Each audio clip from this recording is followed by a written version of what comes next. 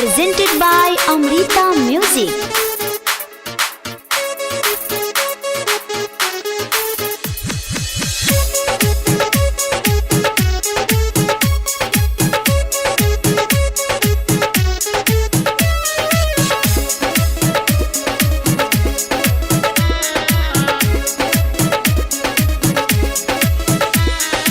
आजा राजा तोहरे इंतजार बाटे, काहेला हमसे नाराज बाटे।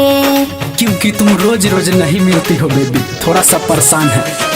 आजा राजा तोहरे इंतजार बाटे, काहेला हमसे नाराज बाटे।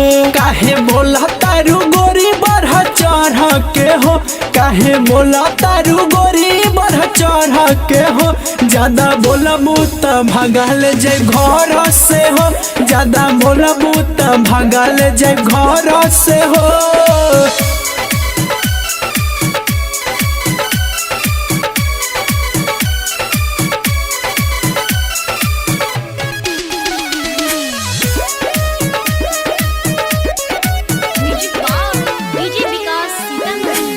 दिलवा पे चले कोनो जोर नइखे, कैसे हम जीही तो से दूर होई के।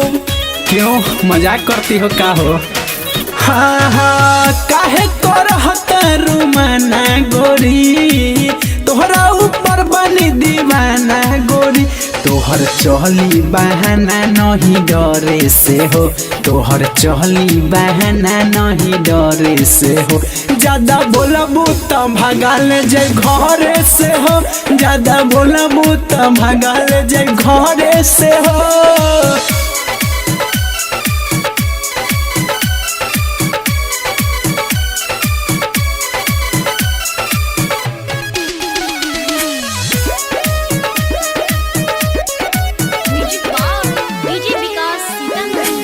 कैसे हो जाई हम मदहोश जी, ऐसे सताब नइखे अवधेश जी। हे भगवान पहले से नाम बदनाम है। हाँ हाँ काहे करो तारू गोपाल से प्यार हो, हम देश फजूल के बना दिलू भिखार हो। खत्म होई ना लड़ाई झगड़ा करे से हो, खत्म होई ना लड़ाई झगड़ा करे से हो। ज्यादा बोलबू त भगल जे घरे से हो, ज्यादा बोलबू त भगल जे घरे से हो।